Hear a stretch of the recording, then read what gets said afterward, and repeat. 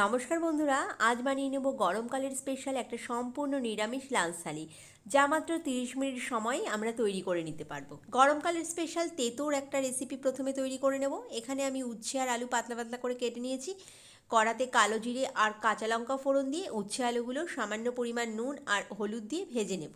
বারে বারে নাড়তে নাড়তে ঢাকা দিয়ে লো ফ্লেমে উচ্ছে আলুগুলো একটু লাল করে ভেজে নেব।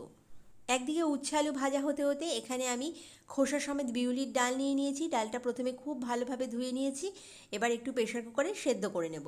গরমকালে তো বিউলির ডাল খেতে দারুণ লাগে, আর খোসা সমেত বিউলির ডাল শরীরের পক্ষেও অনেক ভালো। কড়াতে পরিমাণ মতন সর্ষের তেল দিয়ে তেল গরম হলে 1 টিস্পুন মৌরি আর কয়েকটা তেজপাতা ফোড়নে দিয়ে দেবো। ফোড়ন থেকে সুন্দর গন্ধ বেরোলে অ্যাড করে দেবো 1 টিস্পুন আদা বৌরি বাটা।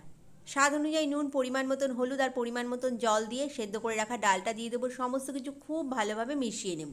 নামানোর আগে দিয়ে দেবো আবারও 1 টিস্পুন আদা মৌরি বাটা। সমস্ত কিছু খুব ভালোভাবে মিশিয়ে নিয়ে গ্যাস ওভেন বন্ধ করে দেবো। তাহলেই আমার খোসা সমেত বিউলির ডাল এখানে একদম রেডি।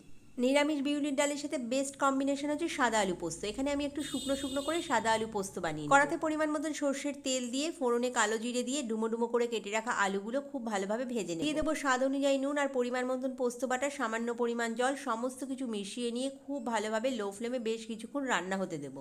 আলুগুলো সেদ্ধ হয়ে যাবে, গ্রেভিটাও খানিকটা শুকিয়ে যাবে। সেই অবস্থায় গ্যাস ওভেন বন্ধ করে দেবো। এই পর্যায়ে রেডি আমাদের শুকনো সাদা আলু পোস্ত। এবার প্লেটিং করবার পালা। ভিডিওটা কেমন লাগলো অবশ্যই জানাবেন। ভালো থাকবেন, সুস্থ থাকবেন। নমস্কার।